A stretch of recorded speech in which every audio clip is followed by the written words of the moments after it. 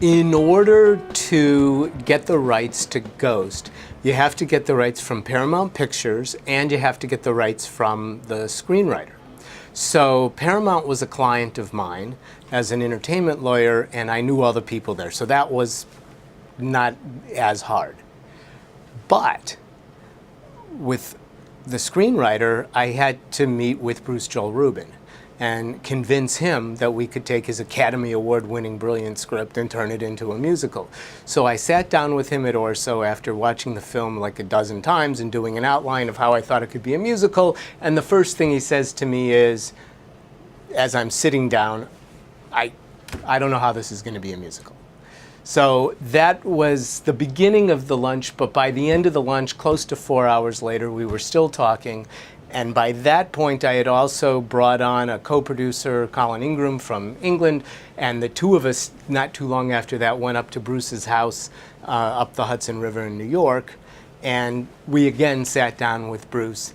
And the meeting went so well that we actually missed our last train, ended up talking well deep into the night, and by the time it was all over, not only was he on board, but he had also decided he wanted to write the book to the show, which is great.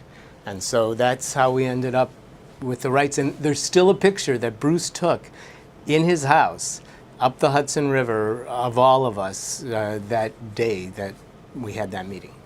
What we wanted to do with Ghost, with myself and my collaborators and co-producers, etc., is to take the technology and use it for emotional purposes as well as storytelling purposes, so that it could really be inspiring and extraordinary theater.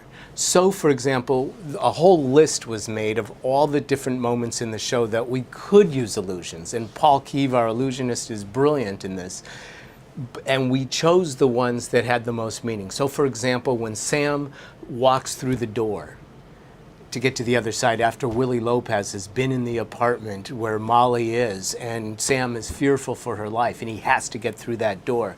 The emotion of him actually getting through the door makes that effect so much more incredible. And that's, so that's a moment we decided to use the technology for. And we have a combination of that and LEDs and projections, etc. And the idea throughout the whole show was to pare it down to those moments that were great storytelling.